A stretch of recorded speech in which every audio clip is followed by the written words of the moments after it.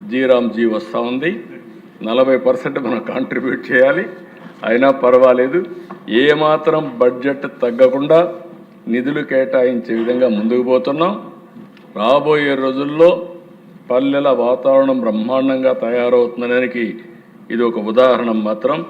తప్పకుండా పల్లెల్లో కొత్త వెలుగులు చూడడానికి డిప్యూటీ సీఎం చేసే కార్యక్రమానికి పూర్తిగా సహకరిస్తామని చెప్పి కూడా నేను మీకు తెలియజేస్తున్నాను. ఈరోజు ఇక్కడ దేశ మినిస్టర్స్ అందరూ కూడా బాగా పనిచేస్తున్నారు, పోటీపడి పనిచేస్తున్నారు. ఇంకా చేయాల్సిన కూడా అవసరం ఉంది. అదేవిధంగా నేను మెగా పేరెంట్స్ టీచర్స్ ప్రోగ్రాం పెట్టి విద్యను కూడా నెక్స్ట్ లెవెల్కి తీసుకుపోవాలని చెప్పి ఆలోచిస్తున్నాం. అదే సమయంలో దేశ ఈరోజు మనం నిన్న పాపులేషన్ పాలసీ తీసుకొచ్చాం. ఇటీవల ఐటీ మినిస్టర్ గారు కొత్త ప్రోగ్రాం, అంటే 13 సంవత్సరాలు వయసు లోపల ఉండే వాళ్ళకి సోషల్ మీడియా బ్యాన్ చేస్తే బాగుంటుందని ఒక సూచన వచ్చింది. తప్పకుండా తొందరలోనే 90 డేస్లో 13 సంవత్సరాల లోపల ఉండేవాళ్ళు సోషల్ మీడియాకు అందుబాటు లేకుండా చేసే కార్యక్రమానికి శ్రీకారం చుడతాం. 13, 16 సంవత్సరాలు చర్చ చేస్తున్నాం. అందరూ ఒప్పుకుంటే దాన్ని కూడా ఏం చేయాలని ఆలోచిద్దాం. అల్టిమేట్గా సోషల్ మీడియా వల్ల మన పిల్లలు నష్టపోవడానికి వీలు లేదు. దానికి ప్రభుత్వం కట్టుబడి ఉంటుందని మరొకసారి మీ ద్వారా రాష్ట్ర ప్రజానికానికి విజ్ఞప్తి చేస్తున్నాను. ఇది కాకుండా దిశ స్వర్ణాంధ్ర 2047 10 సూత్రాలు పెట్టుకున్నాం. దాని ఫలితాలు ఇప్పుడే చెప్పాను. Short term, medium term, long term లక్ష్యాలతో యాక్షన్ ప్లాన్ తయారు చేశాం. 3 రీజన్లుగా అభివృద్ధి ప్రణాళికలు తయారు చేసుకుంటున్నాం. అభివృద్ధి వికేంద్రీకరణ జరగాలి. మన రాజధాని అమరావతి, ఏకైక రాజధాని అమరావతి. తప్పకుండా కర్నూలుకి హైకోర్టు బెంచ్ సాధిస్తామని మరొకసారి ఈ సభలో విజ్ఞప్తి చేస్తున్నా. ఆ దిశగా ముందుకు పోతున్నాం. తొందరలో దాన్ని సాధించాల్సిన అవసరం ఉంది, సాధిస్తాం. అదే సమయంలో సుప్రీంకోర్టు అనుమతితోనే, ఎందుకంటే మన దగ్గర ఉంటే ఎప్పుడో అయి ఉండేది. ఇది రాష్ట్ర హైకోర్టు ఒప్పుకోవాలి, సుప్రీంకోర్టు ఆమోదించాలి. దానికి కేంద్రం సహకరిస్తే ఆటోమేటిక్గా అవుతుంది. కేంద్రం సహకరిస్తున్నారు. కోర్టులో కూడా మనం వర్కౌట్ చేసుకొని అది పూర్తి చేయాల్సిన అవసరం మనం రికమెండ్ చేశాం. ఇంకొక పక్కన దేశ అభివృద్ధి వికేంద్రీకరణ ఈ ప్రభుత్వం యొక్క లక్ష్యం. అన్ని ప్రాంతాల అభివృద్ధి కావాలి.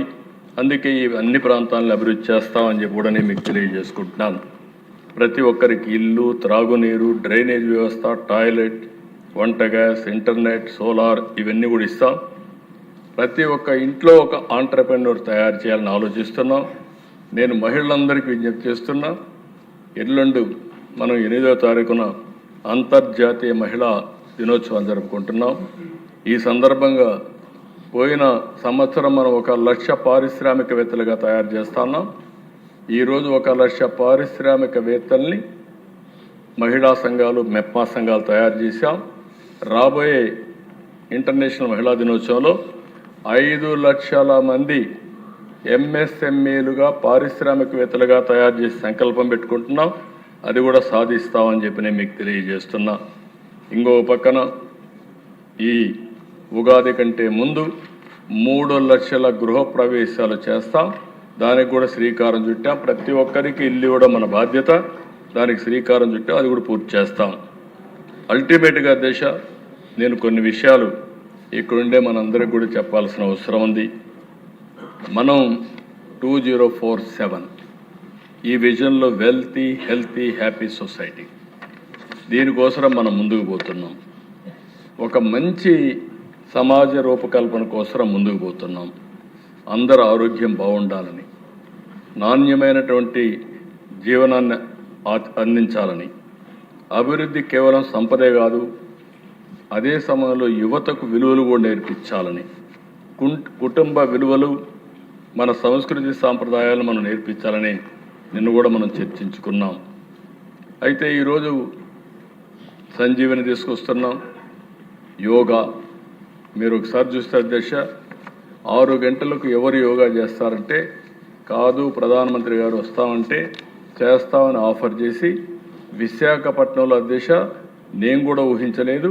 ఒక బ్రహ్మాండమైన ఈవెంట్ ప్రపంచం మొత్తం గుర్తించే విధంగా అవార్డ్స్, గిన్నీస్ రికార్డ్స్ వచ్చే విధంగా మన యోగా డే జరపగలిగా.